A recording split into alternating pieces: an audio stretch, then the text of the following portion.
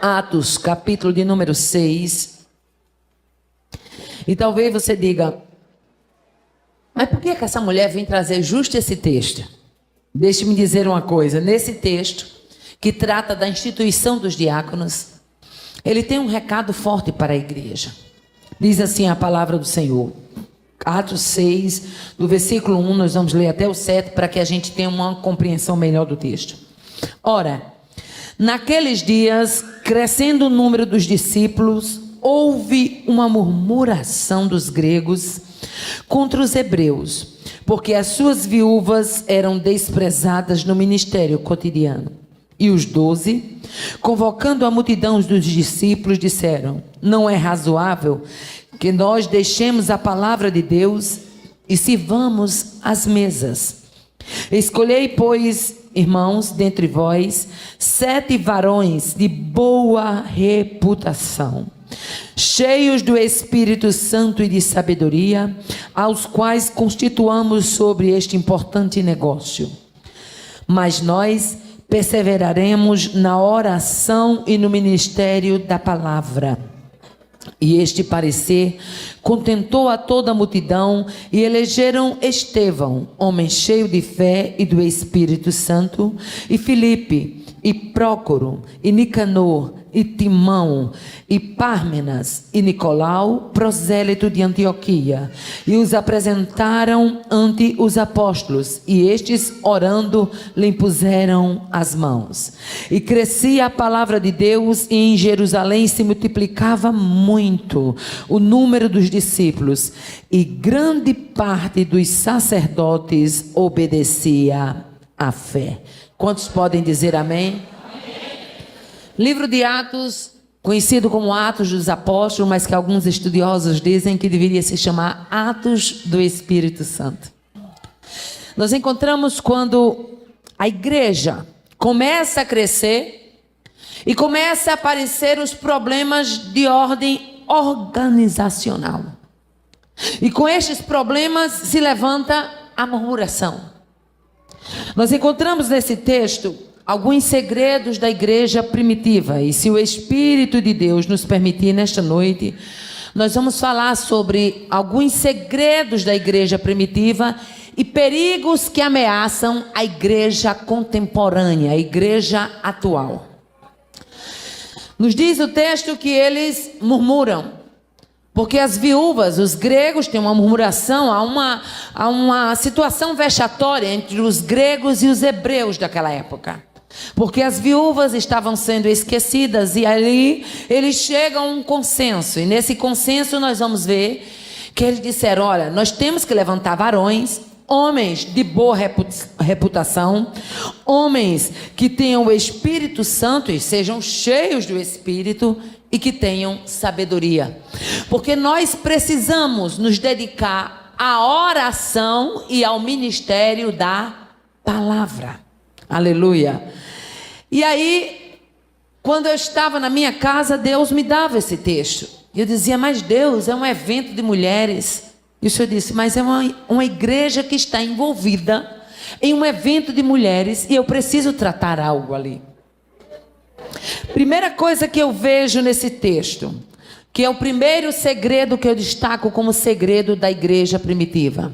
A igreja primitiva era uma igreja que dava, em primeiro lugar, a prioridade ao Espírito Santo. A prioridade dada ao Espírito Santo era exatamente o grande e primeiro diferencial da igreja primitiva. Veja que eles começam logo dando prioridade nas escolhas. Eles não escolhiam os homens para trabalhar na obra de Deus simplesmente pela ótica humana. Eles oravam, buscavam, e olha como eles eram criteriosos. Escolhei dentre nós 7 varões, homens cheios do Espírito Santo, porque para uma igreja ter o Espírito Santo, tem que escolher pessoas cheias do Espírito Santo. Aleluia. Varões de boa reputação, ou seja, havia ali uma regra de seleção.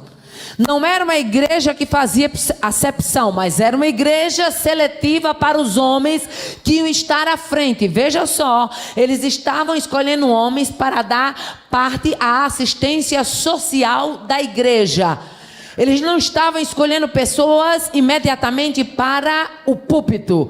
Era para dar assistência social. Mas mesmo para dar assistência social, era necessário que esses homens fossem cheios do Espírito Santo, de boa reputação, aleluia, e cheios de sabedoria. Aleluia. É impossível uma igreja prosperar sem que ela dê prioridade ao Espírito Santo. Por quê? Porque o Espírito Santo, ele é o guia. Aleluia. É ele que tem a responsabilidade de adornar a noiva para entregar ao noivo. É ele quem vai aparando as arestas. É ele que vai tapando as brechas. É ele que vai convencendo. É ele que vai adornando. É ele que vai dando brilho. É ele que tem o polimento para dar a esta noiva chamada igreja para apresentá-la naquele dia. Glória a Deus, aleluia.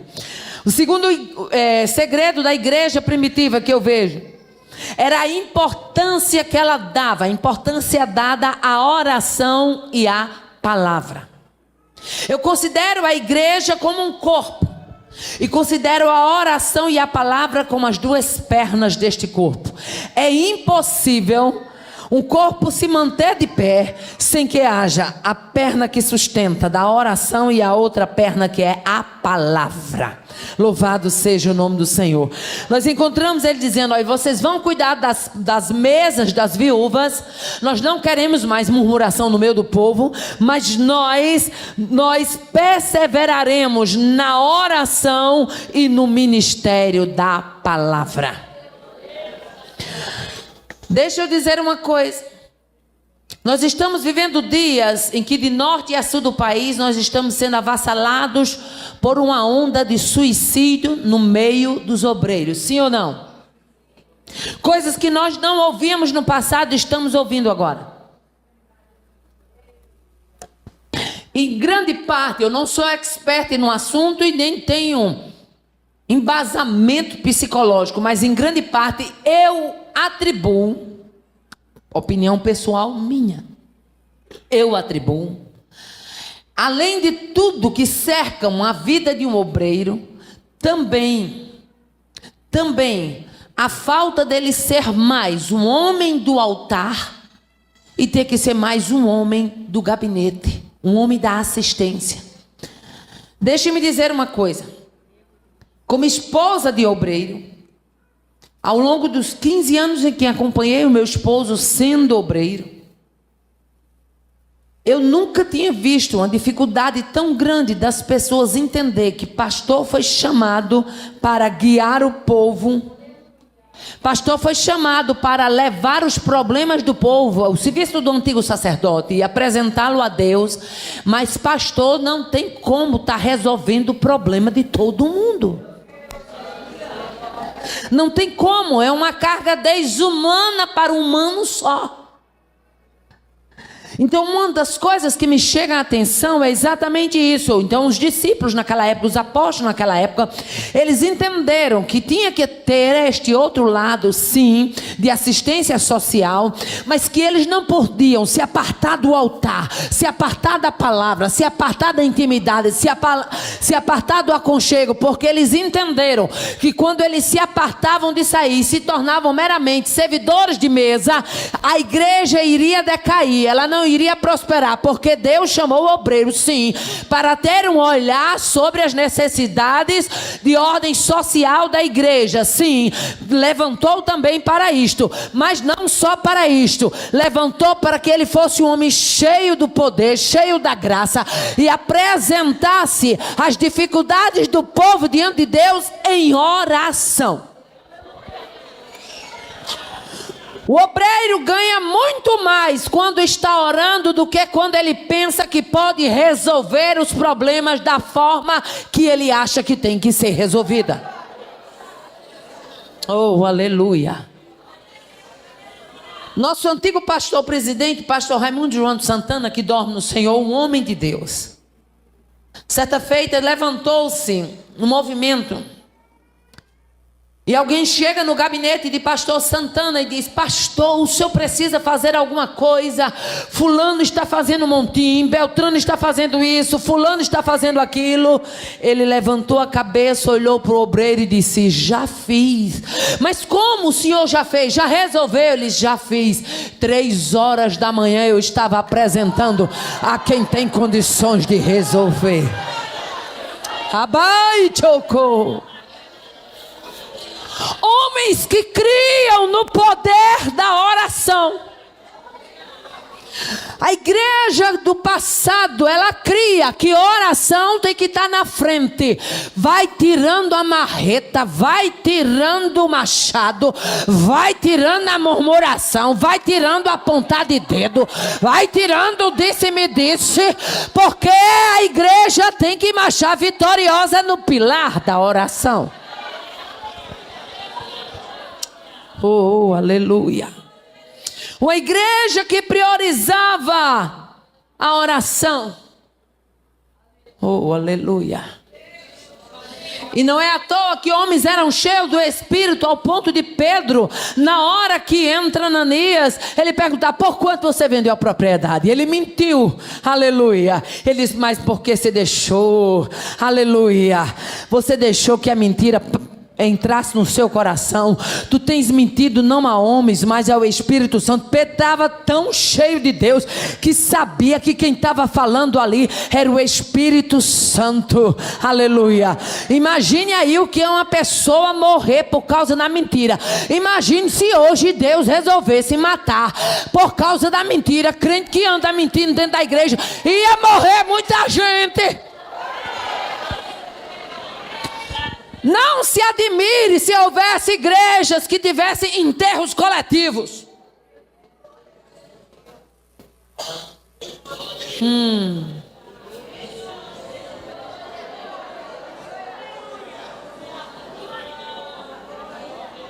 Está achando que o Espírito Santo que estava com Pedro naqueles dias não permanece com a noiva ainda hoje? Abate o que aço. Ribão de casa. Tenha cuidado com as suas palavras. Há um Deus que é justo, é o justo juiz, e a Bíblia diz que justiça é a base do seu trono. Oh, aleluia. Glória a Deus. O terceiro segredo que eu vejo da igreja primitiva era a prática, aleluia, de uma vida de oração. Mas, irmã Aparecida, você falou da importância. A importância da oração todo crente sabe. Agora, praticar não é todos que praticam. Todo crente sabe da importância da oração. Nós temos estudo sobre a oração, nós temos escola bíblica que muitas vezes trata da oração, nós temos seminário que traz a oração, temos tema de congresso e ciclo de oração falando sobre a oração. A importância da oração todo mundo sabe. Eu estou falando de vida prática. A igreja primitiva era uma igreja que praticava a vida de oração. Por isso que lá no livro de Atos, aqui no livro de Atos, capítulo 4, versículo 31, diz assim: e tendo eles orado, moveu-se o lugar em que estavam reunidos, e todos foram cheios do Espírito Santo e anunciavam com ousadia a palavra de Deus. Aonde a oração entra, entra o mover de Deus. Tendo eles orado, moveu-se o lugar onde estavam reunidos. Está orando, vai ter um Deus entrando em ação nessa causa. Está orando, vai ter um Deus intervindo. Aguarde a intervenção deste Deus. Abá, que aço. De banho da caçurima.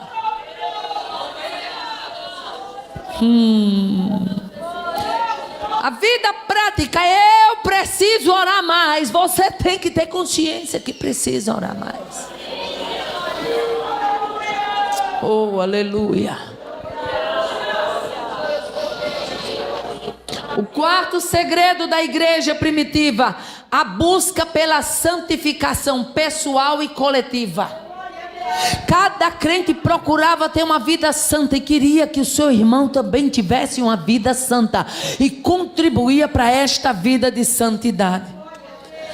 Nos diz Atos capítulo 13: e servindo eles ao Senhor e jejuando, disse o Espírito Santo: apartai-me a Paulo e a Barnabé para a obra que eu os tenho chamado.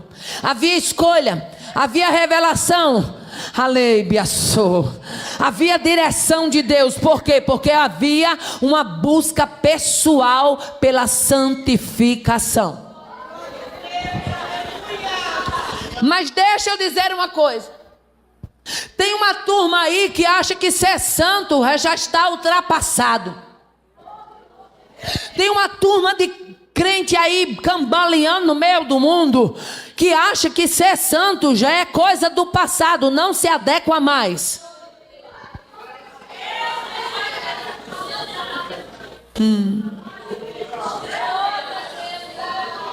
Querem mudar a fisionomia da noiva. Querem mudar o perfil da noiva. Querem mudar o andar da noiva. Abachorei me andaço. Querem mudar o linguajar da noiva. Querem mudar os adornos da noiva. Querem rasgar as vestes da noiva. Mas nesta noite o Espírito de Deus me dá autoridade para dizer: com a noiva do Cordeiro ninguém mexe.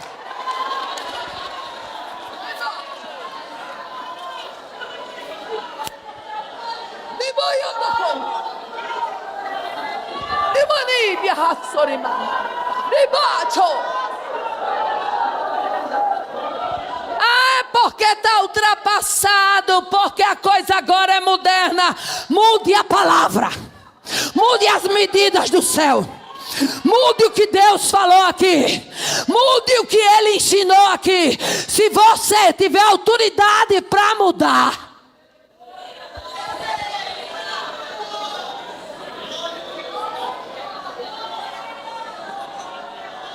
Deus está tomando nojo dessa turma.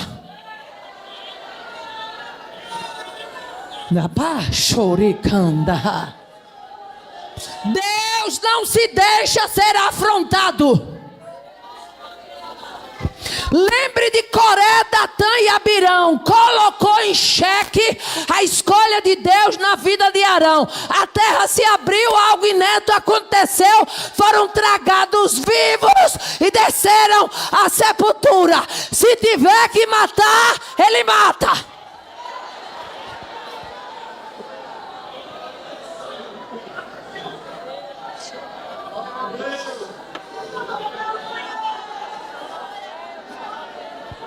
Mas tem uma turmazinha dizendo: meu Deus, não fala assim. Meu Deus é Deusinho de amor. Uma turmazinha do evangelho relativista, do evangelho de corda bamba, do evangelho de corda frouxa. Eu quero dizer que a cidade tem porta e nós temos que entrar nela pelas portas. Reba, choremandaka, reba.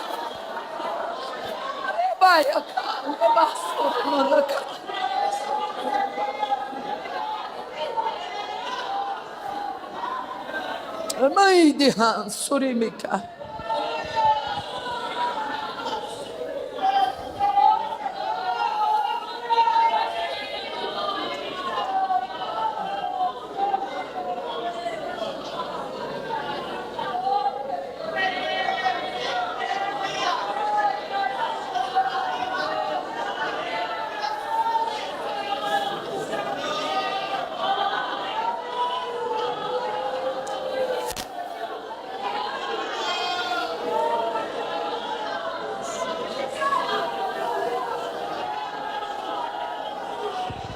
O que você acha que é capaz de fazer o noivo que está no altar e ver alguém rasgando as vestes da sua noiva no dia do casamento?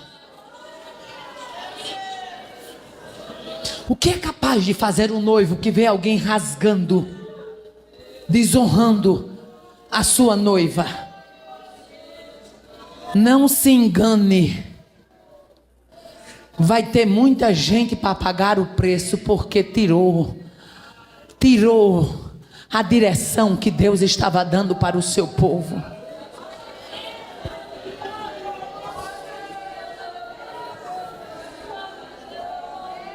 A beleza da noiva é a santidade, a beleza da noiva é a pureza, a beleza da noiva é o compromisso. A noiva do Cordeiro está sendo adornada.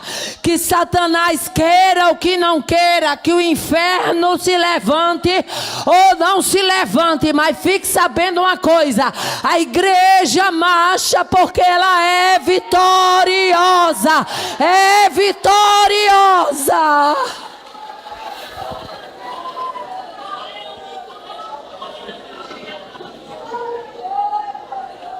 O quinto segredo que eu vejo da igreja primitiva era a utilização dos dons espirituais.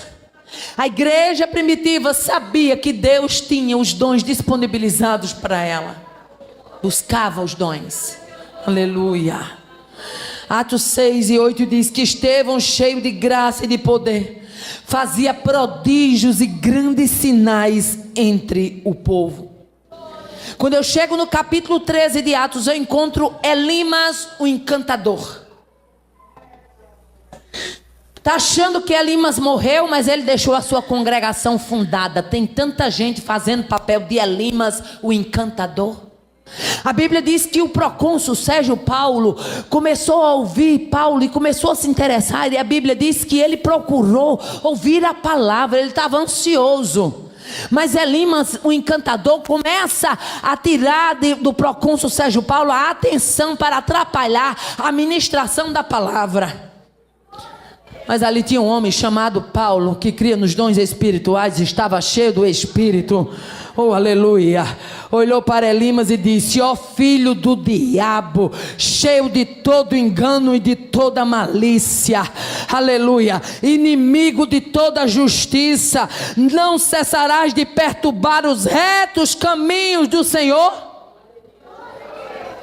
Eis aí agora contra ti a mão do Senhor. Irmão, a felicidade de Elimas é porque na hora que Paulo abriu a boca e proferiu a palavra profética, Paulo foi misericordioso e disse: cego ficarás por algum tempo, sem ver o sol. E a Bíblia diz: no mesmo instante a escuridão e as trevas lhe sobreveio e caíram sobre ele, e ele andava em roda buscando quem o guiasse pela mão. O homem cegou na hora. Ficou procurando gente, tateando para poder achar o rumo.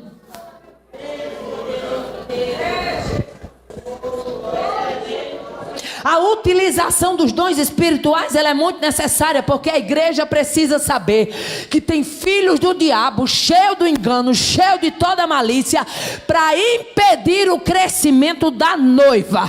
Mas deixa eu dizer uma coisa: Satanás nunca ganhou uma parada e não vai ser hoje que ele vai ganhar.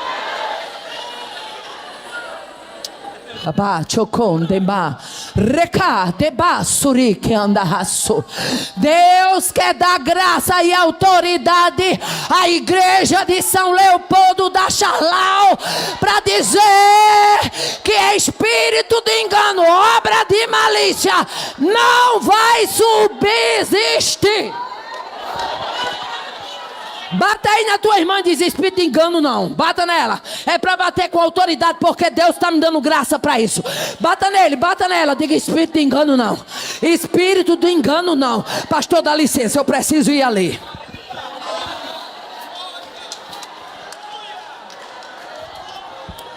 Rapacho, cori, manae, ribacho. Espírito de engano não vai subsistir.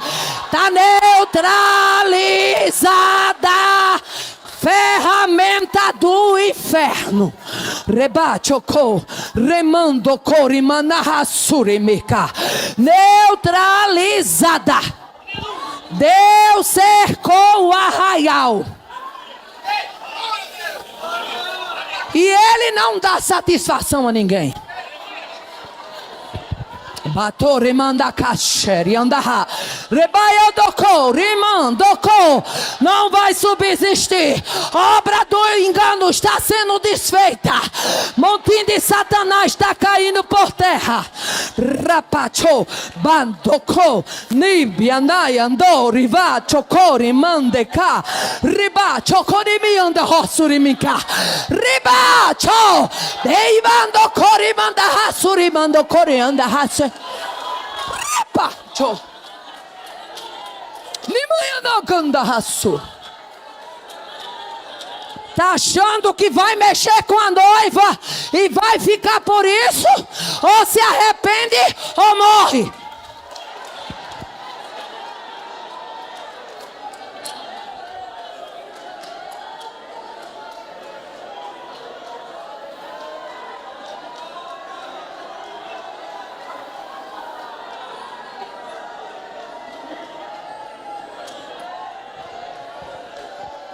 Na manhã não andaço.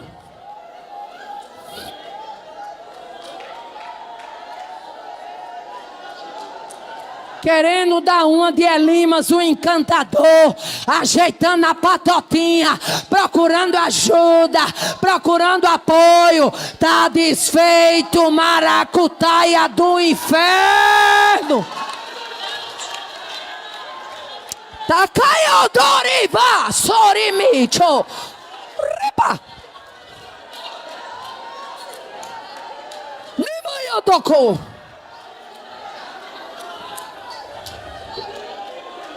Daribacho. Nivia Sorimanai. Nimanha Nanganda Sorimanai.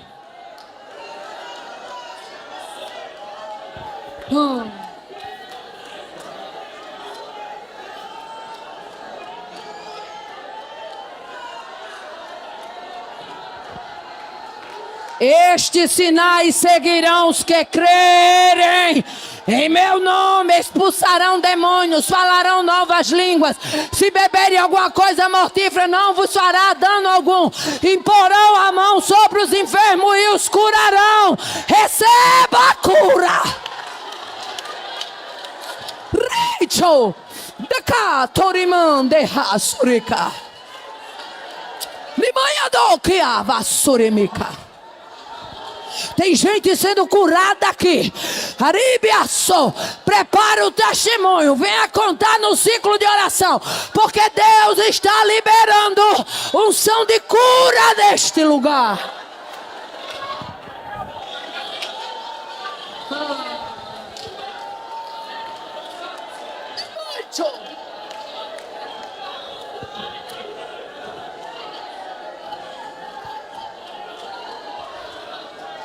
O sexto segredo que eu vejo da igreja primitiva é a capacidade que a igreja tinha de suportar perseguições. Nós estamos virando crente de cera, com tudo está se derretendo. Uma paz do Senhor que não é dada já é motivo de sair. Acaba com isso. Larga de feiura. Aprenda a ser crente. De onde é que Deus vai levantar você para ser servo dele na terra? E você está pegado com picuinha, com coisinha pequena. Deus tem coisa grande para fazer na sua vida. Levante a cabeça. Se encoraja.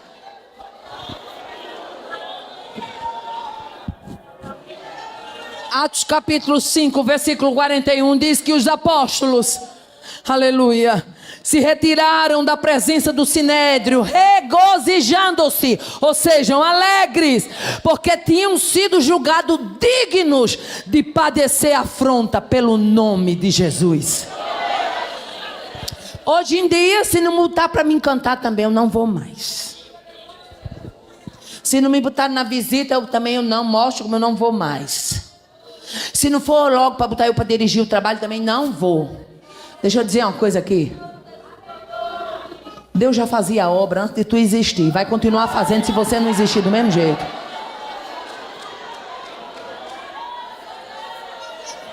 Não pense que você é tão importante a ponto de Deus não ter um exército reserva. Quando Elias estava na caverna e o Espírito de Deus se manifestou a Elias, que fazia aqui Elias, eu tenho sido zeloso.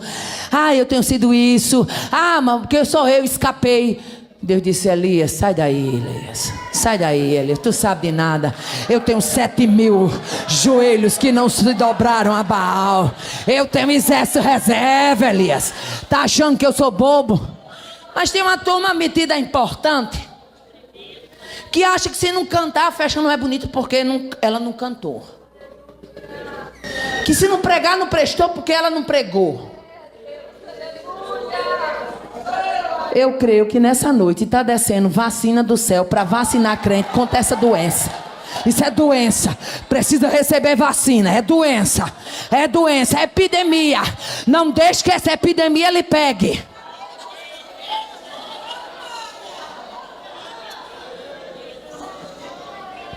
Pedro, escrevendo a sua primeira epístola, capítulo 2, versículo 20, ele diz assim: aleluia. Mas se fazendo bem sois afligidos e o sofreis, isso é agradável a Deus, pois também Cristo padeceu por nós, deixando-nos o exemplo. Nós estamos vivendo dias de crente de açúcar. Não quer sofrer nada. Se faz uma festa e não lembrou de ler o relatório final do nome dele. Deixa eu abrir aqui um parênteses. Nós estávamos numa congregação num determinado ano. E a irmãzinha lá do departamento feminino, a diretora lá, cada congregação tem a sua. E eu, como mulher de dirigente, chegava, deixava o departamento. Meu marido nunca mexeu com ninguém para me botar em cargo nenhum. Até porque eu sempre fui muito sobrecarregada. E aí ela me convidou e disse: irmã Aparecida, tal dia, porque quando eu chegava na igreja eu procurava logo saber qual era o domingo que elas destinavam para culto de senhoras. Se fosse o segundo domingo de cada mês, então eu agendava de janeiro a dezembro todos os segundos domingos de cada mês, para que eu estivesse no culto de senhoras, para que eu não perdesse aquele culto, além dos cultos da semana que eu ia também. Só perdia culto de senhoras se porventura fosse trocado com algum outro departamento de domingo, mas não sei, eu não perdia. E a irmãzinha do departamento feminino chegou para mim e disse: irmã Aparecida, eu queria que próximo domingo é o culto de senhoras, eu queria que a senhora me deixasse, me desse a honra de ficar comigo para dirigir o trabalho. Tem como a senhora me ajudar? Eu disse: tem, minha irmã, estou aqui para ajudar. Precisando de mim, pronto, então vai ser a senhora. Tudo bem. Quando chegamos no domingo na igreja, lá estava a irmãzinha aflita, aperreada, aí me chamou no bequinho da igreja: irmã Aparecida, mulher, eu estou tão aperreada, eu estou tão aflita. Aperreada é aflita, tá bom? E eu falei: mas por que, irmão? O que foi que houve? Ela disse: irmã, é porque eu convidei a senhora para a senhora dirigir o trabalho comigo. Mas eu tinha me esquecido, irmã. Eu tinha falado com a irmã fulana, irmã, mas deu um branco, eu esqueci. Eu tinha falado com ela para ela ficar à frente comigo no trabalho. Falei: não, minha irmã, não tem nenhum problema. E quando eu fui falando assim, ela disse: irmã, quando ela soube, irmã, ela chegou, ela tá aí, irmã, ela tá com a tromba. Tromba, vocês sabem o que é, né? Ela tá com a tromba, aquele povo que fica assim com o trombudo, né? Ela tá com a tromba, irmão. Eu digo: ela tá com a tromba, tá? Então, irmão, vamos fazer o seguinte: eu ia até ceder para ela ficar, mas já que ela tá com a tromba, deixa ela no lugar dela, que aqui é lugar de ovelha. O elefante vai ter que ser transformado. Quem vai dirigir o trabalho com a senhora sou eu. Deixa ela lá sentadinha com as trombas e tudo. E depois a gente vê. Se converter, aí vira ovelha, aí vai ter oportunidade. Se não, deixa a trombuda sentada lá, para aprender que aqui não é lugar de trombudo, aqui é lugar de crente sarado, para ir para o céu. O céu está nos esperando.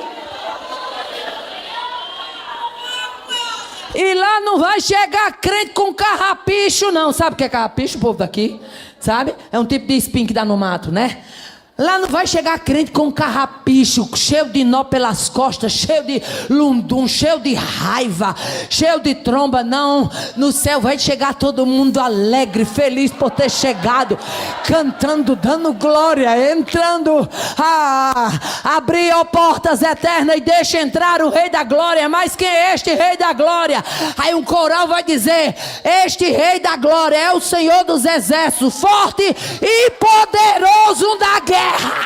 Ele é o Rei da Glória. Oh, aleluia.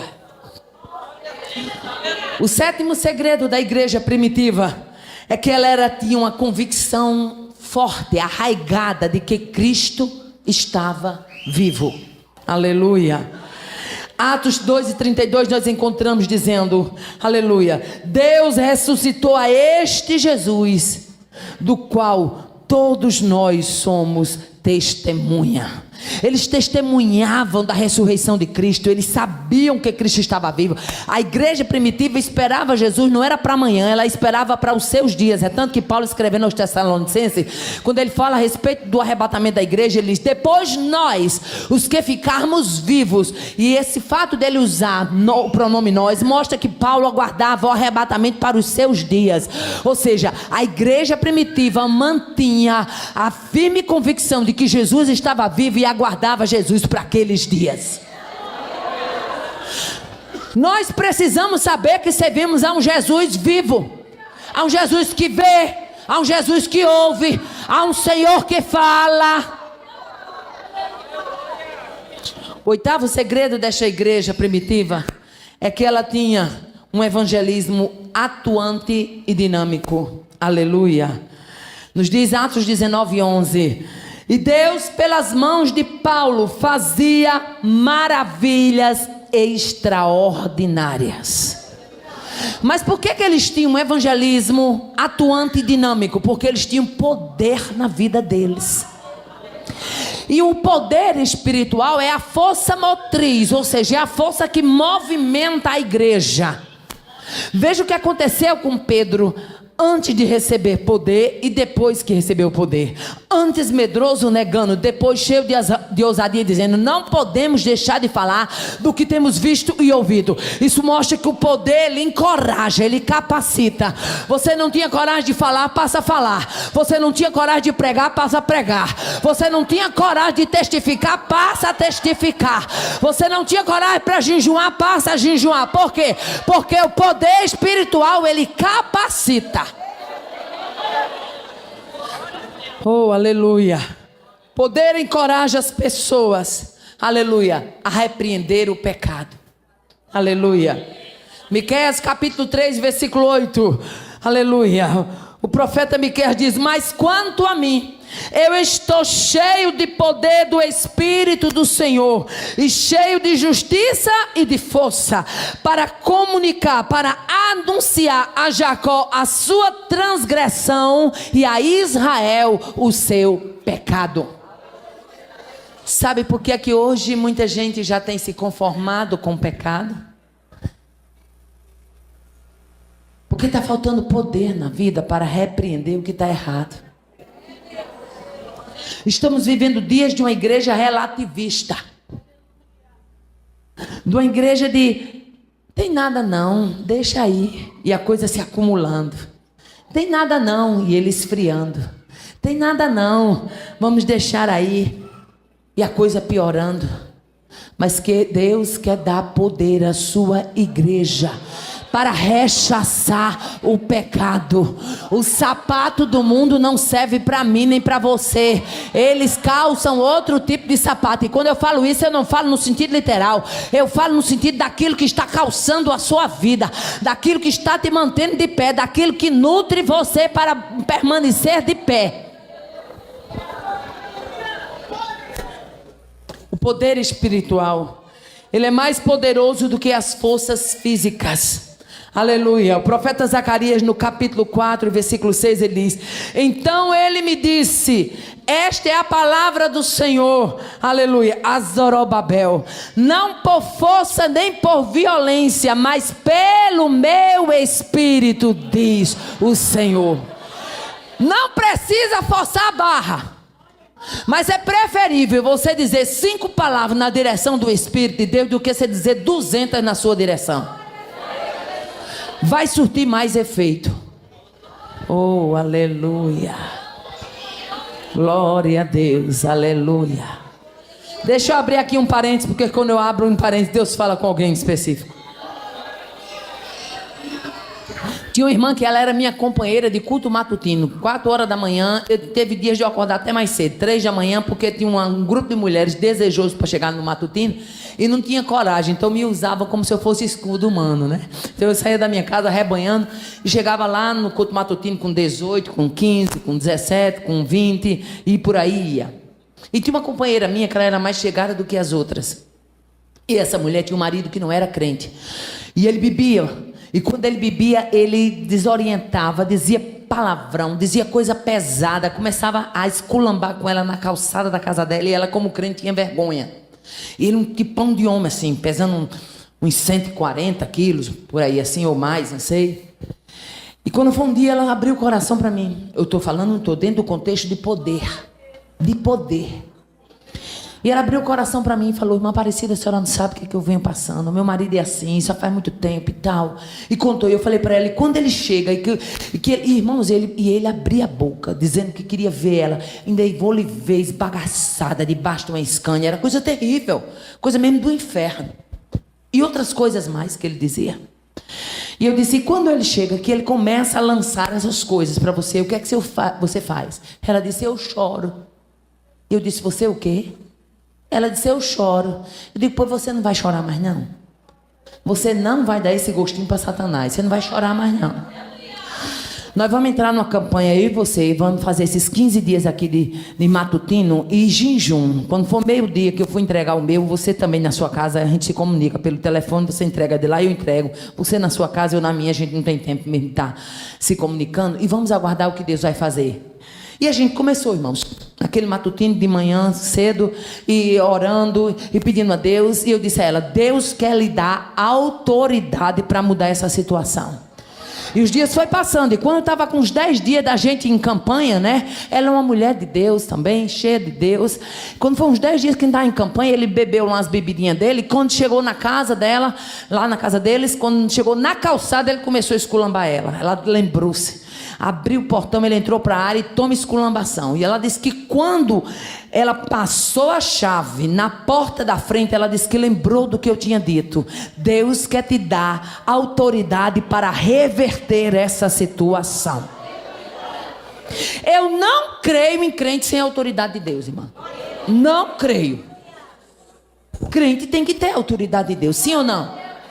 Eu, você, qualquer um aqui, nós temos que ter. Quantos concordam comigo? Diga, dai-me mais, Senhor. Dai-me mais essa autoridade. E ela disse que lembrou, passou a chave e ele esculambando com ela. Ela disse que quando chegou no meio da sala, ela ficou tão desnorteada. Irmão, ele desestabilizava essa mulher. Ele desestabilizava ela emocionalmente. Ela disse que ficou tão desestabilizada, mas lembrou do que eu tinha dito. Ela disse que levantou a mão para o céu e disse, meu Deus. Ela disse que quando disse, meu Deus, ela disse, irmã Aparecida, parecia que estava descendo um fio de eletricidade do céu, tocou na minha mão, que fez assim, no meu corpo todo. Ela disse que quando sentiu, ela disse, foi uma descarga elétrica do céu. Eu senti que foi uma descarga de poder do céu. Aí ela disse que Deus tomou ela começou a falar em língua. Aí ela disse que Deus tomou ela foi falando em língua para o quarto, voltou para a sala, entrou para o corredor, foi para a cozinha e voltou de novo. E ela disse que não parava não, era falando em mistério com Deus. E ela disse que quando terminou aquele tirinete bonito do céu, caçou o homem. Cadê o homem? Não estava no quarto não. Olhou na sala, não estava na sala. Olhou no quarto dos filhos, não estava no quarto dos filhos. Eu conheço a casa dela, ela me mostrou contando testemunho dentro da casa dela.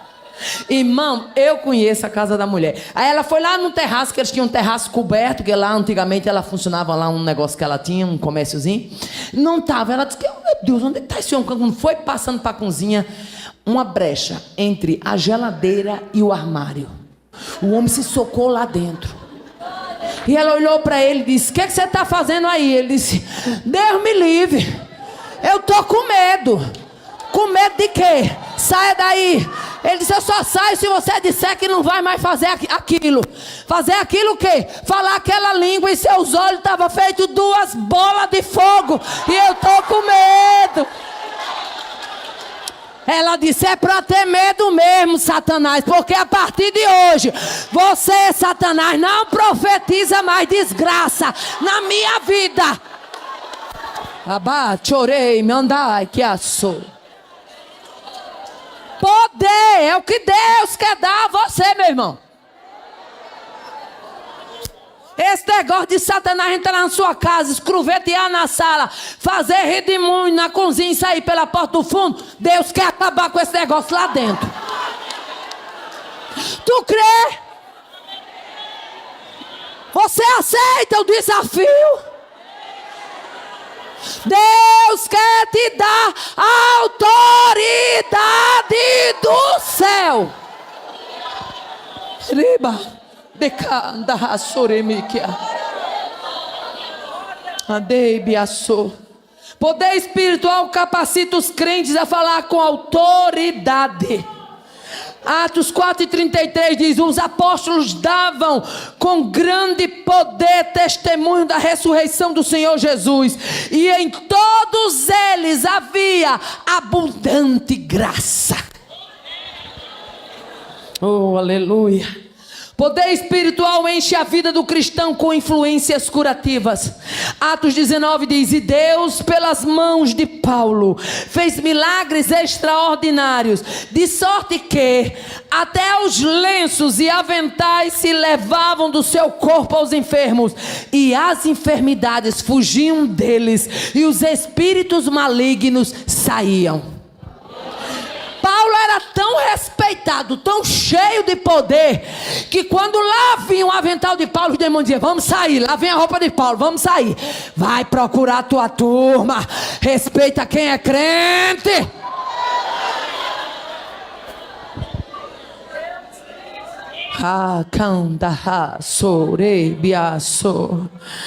Aleluia.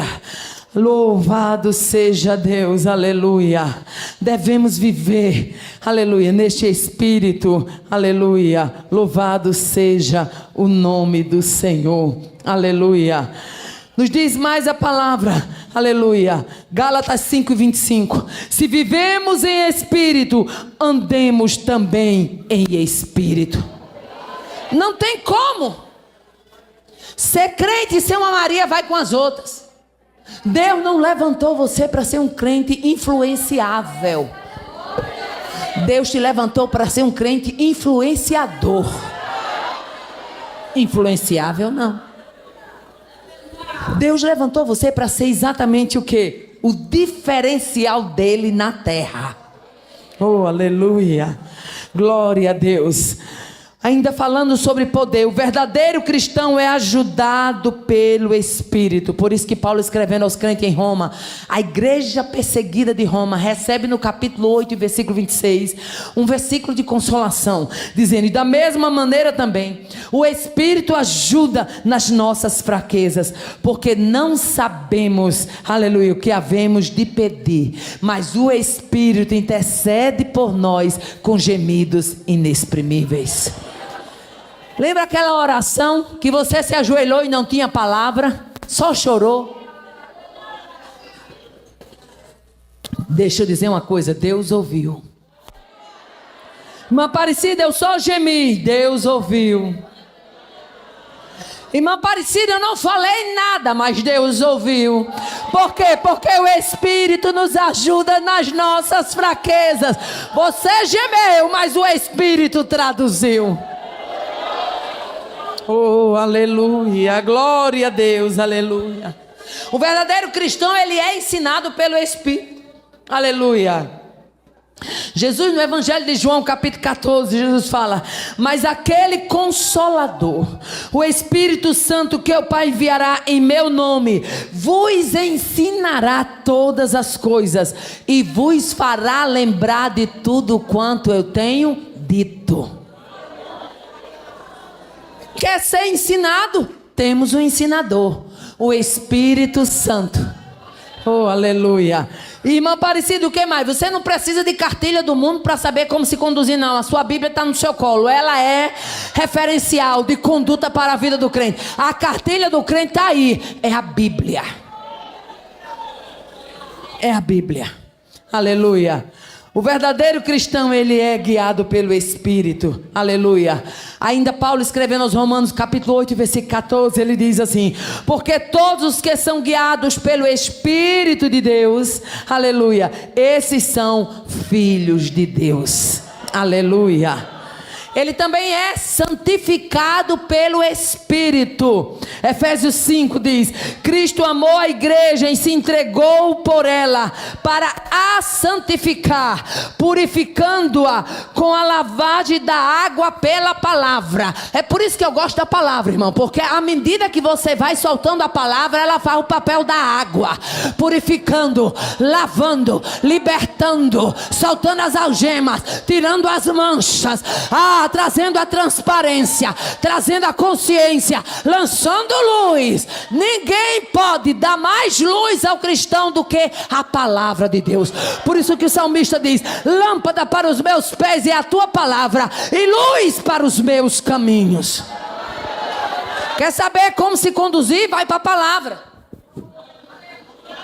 Agora tem uma turma aí que não gosta nem de Deus e nem da Bíblia. Aí inventa os modismos. Aí querem adulterar os passos da noiva. Querem impedir o caminhar da noiva. Oh, aleluia. Aí Paulo, escrevendo aos Éfesos, ele continua: para que é que acontece essa lavagem? Para apresentar a si mesmo igreja gloriosa, sem mácula, sem ruga e nem coisa semelhante, mas santa e irrepreensível. Oh, aleluia, glória a Deus, aleluia. O verdadeiro cristão, ele é fortalecido por este Espírito que traz o poder espiritual. Aleluia. Atos 1:8. Mas recebereis a virtude do Espírito Santo que há de vir sobre vós, e ser-me-eis testemunha, tanto em Jerusalém como em toda a Judéia e Samaria e até os confins da terra. Aonde você for, você tem que ter o perfil de uma testemunha do céu.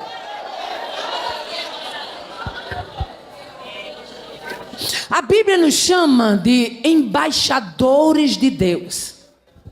E qual é o serviço do embaixador? Ele é representante de uma pátria. Olha que coisa tremenda. Deus colocou você para aqui na terra ser representante do céu. Vou repetir, porque Deus está me dando graça e autoridade para isso. Deus lhe salvou, lhe regenerou, lhe transformou, lhe tirou lá do emaranhado, do engano, colocou na sua vida o Espírito Santo, te batizou e te colocou como um representante do céu. Representante do céu tem que representar o céu bonito. Por quê? Porque o céu é lindo, a cidade é quadrada, ela tem a luz do Senhor. Não necessita de luz, porque o Senhor será a sua lâmpada. Está preparado para ser representante do céu?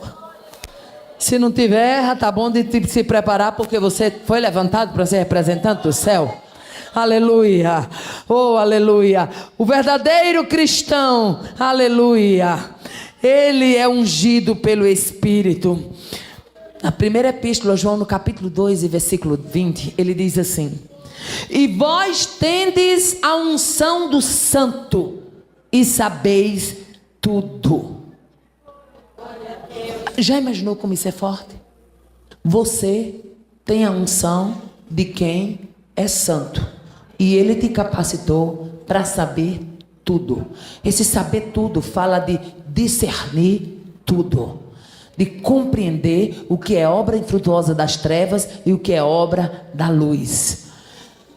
Será possível que vai passar 5, 10, 15 anos tomando um mingauzinho fraco, quando na verdade já era para estar comendo alimento sólido? Oh, aleluia. Glória a Deus, eu estou sentindo algo gostoso nesse ambiente. Oh, aleluia.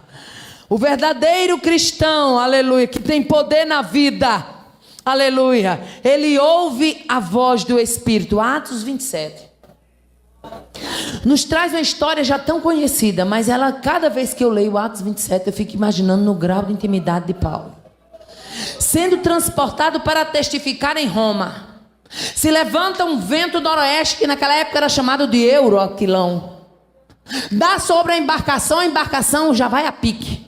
Começam a lançar fora o peso do navio para ver se o navio se sobressai. Mas Paulo chega para aqueles homens, a Bíblia diz que eles já estavam 14 dias sem ver o sol, já estavam sem saber, navegando à deriva. Mas Paulo chega para aqueles homens e diz: esta mesma noite o anjo de Deus, de quem eu sou e a quem eu sirvo, esteve comigo. E me disse: Paulo, não temas, aleluia, porque Deus te deu tantos quanto navegam contigo. Eram 276 pessoas que iam escapar, porque tinha um crente naquela embarcação, cheio de autoridade, cheio de graça, cheio de poder, cheio de ousadia, para o ponto de dizer: o Deus de quem eu sou. Vou repetir, porque Deus está me dando graça e autoridade para isso. O Deus de quem eu sou e a quem eu sirvo esteve comigo. E Ele me disse que deu a vida de todo mundo aqui. Não vai morrer ninguém. Vai se quebrar o navio, vai se despedaçar, mas eu creio que vai se cumprir tudo o que Ele me tem dito. Houve encontro de mares, rasgou o casco do navio, foi tauba para um lado, foi tauba para outro, foi gente pulando de um jeito, gente pulando do outro, o mar estava bravo, mas Deus para operar, mar se encontra, mar se abre, mar se fecha, mar se fende, mar vai, mar vem, mas quem está no meio do vendaval sabe que Ele é fiel, que vai cumprir. Abaia, toriba, chorique, arraso. Deus não vai lhe deixar no meio da tempestade sem tomar uma providência.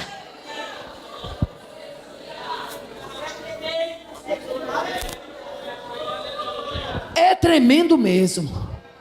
Deus não vai lhe deixar no meio da tempestade sem tomar uma providência. Irmão Aparecida, o que vai haver? Eu não sei se vai haver encontro de mares ou se vai haver rebeldia de mares. Mas uma coisa eu sei: o Deus de quem eu sou e a quem eu sirvo mandou dizer a você: vai entrar com intervenção no mar. Bachou.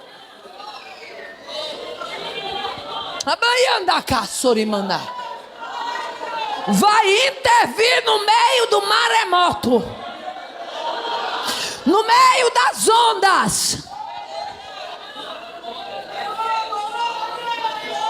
Irmã Aparecida, se ela não sabe o que é que eu estou passando lá em casa, Satanás tem levantado um funil do inferno e tem feito um movimento, mas Deus nesta noite diz: vou entrar com mão forte e com braço estendido, vou mostrar para você que ordeno, vento e mar obedecem. Oh, aleluia.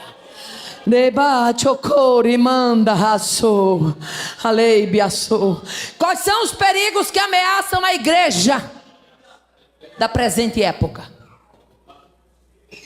Amanhã é domingo, nós temos tempo para dormir, não temos? Daqui a pouco eu encerro, mas eu preciso dizer isto.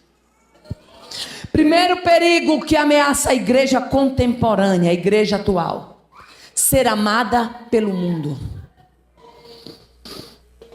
Jesus falou no Evangelho de João, capítulo 15: se vós fosse do mundo, o mundo amaria o que é seu. Como não sois do mundo, antes eu vos escolhi do mundo, por isso é o que o mundo vos aborrece.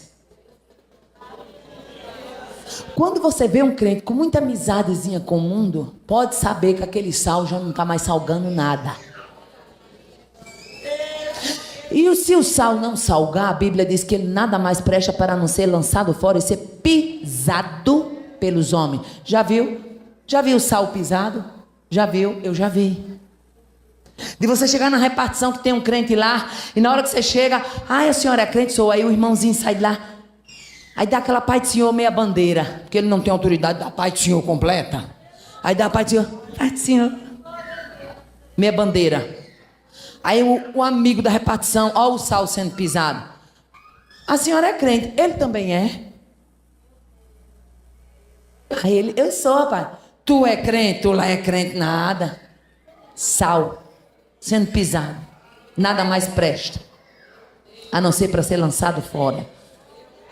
Eu creio que aonde você tem que estar, você tem que fazer a diferença. O povo precisa saber que você é crente, sim. E crente, meu filho, não dá para ser crente meia tigela, não. Não dá para ser crente pelas beiradas, não. O crente só serve completo. Completo. Do fio do cabelo ao dedo do pé. Crente de cima a baixo. Crente, crente. Estou falando de crente. Na repartição do trabalho, saber que ele é crente. Na faculdade, saber que ele é crente.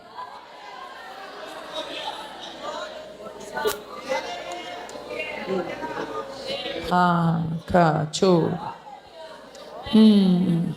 A igreja não ficou na terra para ser amada pelo mundo. Se tiver amor do mundo, alguma coisa está errado. Segundo perigo que ameaça a igreja moderna, a igreja da presente época, conformar-se com o mundo.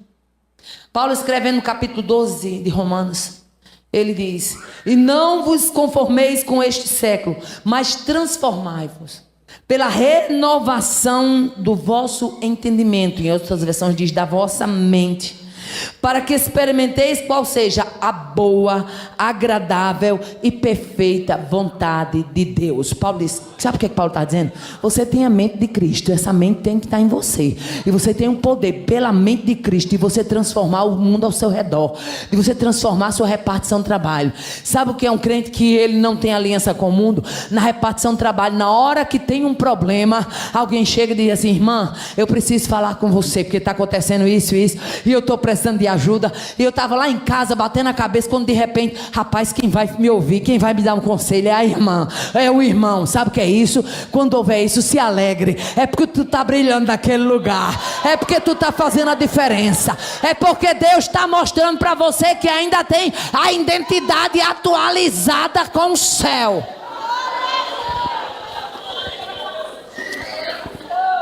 Terceiro perigo que ameaça a igreja atual, aleluia, amar o mundo. Irmã Aparecida, ser amada pelo mundo é um perigo. Amar o mundo também, aí é que o perigo aumenta. Amar o mundo, aleluia. 1 João 2,15: não ameis o mundo, nem que no mundo há. Se alguém ama o mundo, o amor do Pai. Foi João que escreveu, não foi irmã Aparecida. Vou repetir. Foi João que escreveu, não foi irmã Aparecida. Se alguém ama o mundo, o amor do Pai não está nele. Imagine coisa séria. Aí tem gente que ama tanto o mundo que tudo que o mundo faz quer imitar, quer fazer. Eu me lembro, eu quero abrir aqui um parênteses, é um testemunho bem simples, mas que eu estou sentindo de Deus e vou contar. Eu me lembro numa época que houve aí uma moda de uma roupa. Você chegava nas lojas, não sei aqui no Rio Grande do Sul, mas lá no Rio Grande do Norte, misericórdia. Parecia assim que a roupa estava tudo parecia que tinha sido encontrada com um pitbull, era tudo rasgada, só aqueles farrapos, era tanto do farrapo nas lojas. E eu cheguei um dia numa loja para comprar uma roupa, eu pesava 123 quilos, bem forte. Aí a moça mostrou mostrar. E a roupa tudo esfarrapada. Eu disse: minha filha, eu não gosto de roupa assim, cheia de ponta, não gosto, não faz meu perfil, não é meu jeito, não é meu estilo. Mas a senhora tá por fora. Todo mundo usa. Pois é, minha filha, eu sou tão grandona deste tamanho, mas eu ainda não sou o tamanho de todo mundo. Se você tiver alguma coisa que sirva para mim, por favor, me traga. Se não, você me diz que eu procuro outro canto. Mas tem crente, irmão, que para onde ele vir, ele quer imitar o mundo. Tudo. E eu não estou falando só na vestimenta, eu estou falando no linguajar. Eu estou falando na caras e boca. Tem crente que no Face é fazendo carinha, dedinho na boca, as mulher velha, toma vergonha.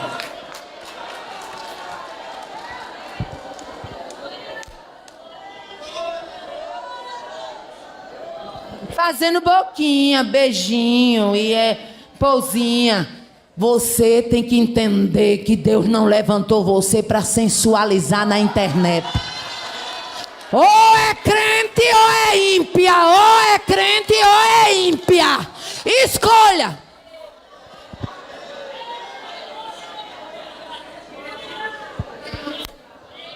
Escolha. Ninguém está te obrigando a nada. Escolha.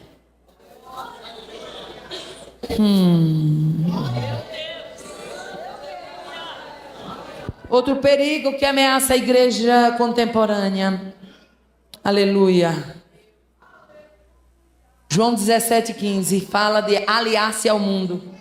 Aleluia. Não pode ser amado pelo mundo, não pode amar o mundo, não pode conformar-se com o mundo e nem pode aliar-se ao mundo. Aleluia. Não são do mundo. Eu sou apaixonada por João 17, porque a oração que Jesus fez, incluindo a gente, é bonita demais. Quando Jesus ora lá em João 17, apresentando os discípulos, apresentando nós, todos quanto, aí estava nós lá incluso. E ele diz assim, aleluia, João 17, não são do mundo, como eu do mundo não sou. A igreja tem que entender que ela está no mundo, mas ela não é do mundo. Você está entendendo o que Deus está tratando conosco aqui?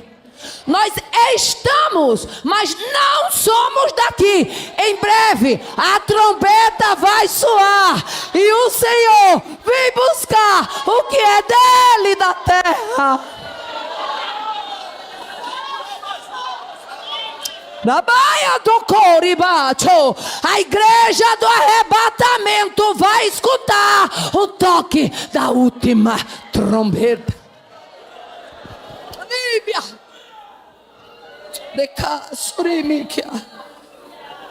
Paulo sabia tanto que não era do mundo, que no capítulo 6 da sua epístola aos Gálatas, versículo 14, ele diz: o mundo está crucificado para mim, e eu, aleluia, para o mundo. Não tem nenhuma condição de fazer aliança. Oh, aleluia. Aí eu gosto de Isaías, capítulo 31, versículo 1. O povo de Deus naqueles dias de Isaías estava querendo fazer aliança com o Egito. Imagine o que é. O Egito representa quem? O mundo. O povo teve debaixo do domínio do opressor Faraó.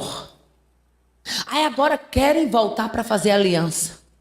Aí Deus usa Isaías no capítulo 31, versículo 1 e diz assim: ai, quando Deus diz ai, faça igual a pastora que diz que quando Deus fala com ela, ela já está se jogando no chão. Quando Deus diz ai, é ai, viu? Não é ai de triscar não, é ai de verdade. Ai dos que descem ao Egito a buscar socorro, e dos que se estribam em cavalos. Tem confiança em carros, porque são muitos, não buscam o Senhor. Eu disse, ai dos que estão descendo para o Egito, estão confiando nos cavalos, estão se estribando nos carros. Mas eu quero dizer, ai de vocês que não buscam ao Senhor. Era a aliança que eles estavam querendo fazer com o Egito. Aí Oséias no capítulo 7, versículo 8 e 9, ele diz assim: Efraim com os povos se mistura. Efraim é um bolo que não foi virado.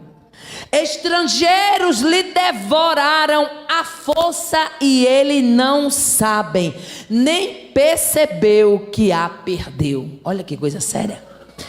Efraim é um bolo que não foi virado. Em outras palavras, Deus está dizendo: Efraim é um bolo sem serventia, um bolo cru. Ele fez aliança com o estrangeiro, e os estrangeiros lhe devoraram as forças, e ele perdeu as forças e não sabe. Tem muito crente em Efraim fazendo aliança com estrangeiros, se misturando. Deus denuncia duas coisas: a mistura e a perda da força. A perda da força é consequência da mistura. Aí Deus disse: ele perdeu as forças e nem sabe. Lembra de Sansão? Perdeu a força e não sabia. Brincou com o pecado. Na hora que Dalila diz, os filisteus vêm sobre ti, que ele achou que ia reagir, o segredo estava rompido, a força tinha se acabado, agora vai pagar preço, vai ser escravo de filisteu, para entender que segredo de Deus é para ser guardado. Oh, cachorro, manai. Segredo de Deus é para ser guardado. Aleibiaçou. Outro perigo que ameaça a igreja contemporânea. Aleluia. Perda da identidade. Oh, aleluia. Paulo escrevendo aos Efésios diz assim: e não sejais cúmplices nas obras infrutuosas das trevas, antes, porém, condenai-as. Se você for lá para o livro do Pentateuco, você chegar em Gênesis, vai para Êxodo e vai caminhando até chegar a Deuteronômio, você vai ver que o povo de Deus, toda vez que ele perdeu a identidade, ele era posto na prova. Por quê? Porque tinham perdido a identidade. A gente encontra quando começa a ver as restaurações, a gente encontra quando Esdras, aleluia, quando Neemias chega para restaurar o povo, que até o idioma já estava diferente. Eles já não falavam mais a mesma língua como antes, com as entonações, com o porquê, com o sotaque de israelita, porque eles se misturaram tanto com as nações que havia sotaque de cananeu, havia sotaque de filisteu, a mistura estava tão grande. Aí Deus condena isso. Aleluia, glória a Deus.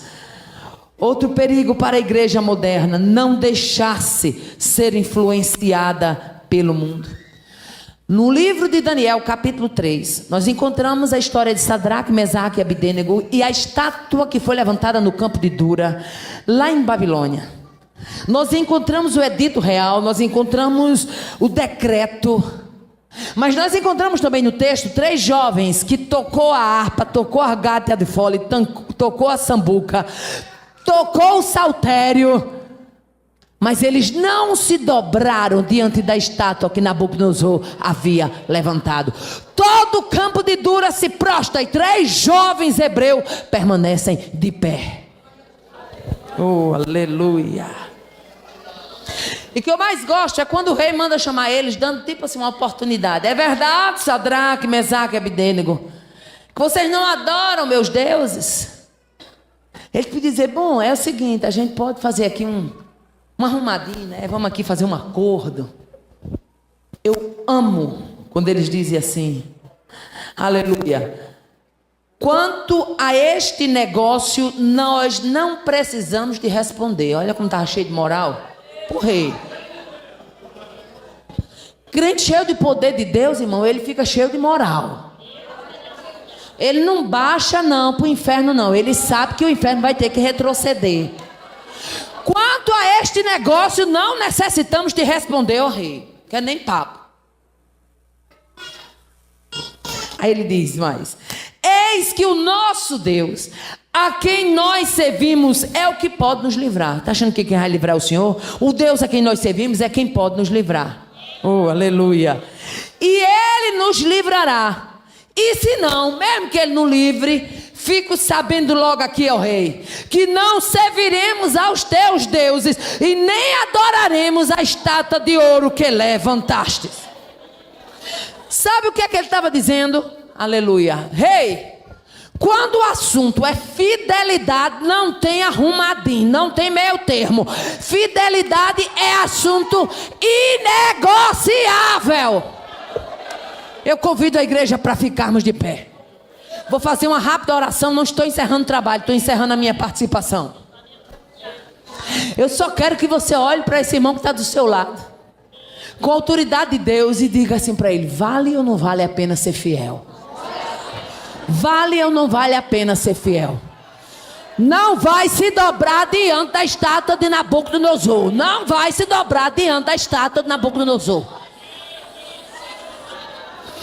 Não importa as negociatas, não importa os coluios, não importa as conversas de bastidores, não importa o estirar de dedo, e não importa que não esteja entre os que são chamados para estarem nas mesas. Diante da estátua de Nabucodonosor, a ordem de Deus para o Senhor é: não se dobre.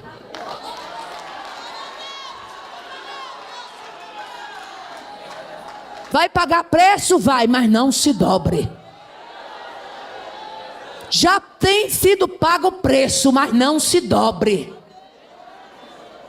O que Deus vai fazer com Nabucodonosor eu não sei, mas uma coisa eu sei: o campo de Dura vai ver que Deus honra quem é fiel.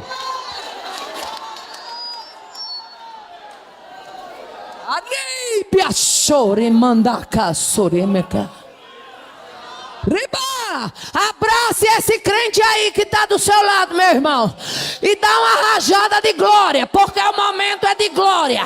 Repa, chorimandaca, rebaiodoриvasso, rei andaia, sorimandaia, caçoriva, rei chorimandaca, sorimandaia, narraço, rebai choribeque, anda, raçorimandeca. Deus está visitando a igreja. O campo de Dura vai ver como Deus trabalha na vida de quem é fiel. Rabá. Reban, chocou, reba. Não tem negociação com estátua, não tem negociação com bezerro. Rabai que assou. A receita é ser fiel até a morte, e dar-te-ei a coroa da vida. Fiel. Você foi chamado para ser fiel. Você foi chamado para ser fiel.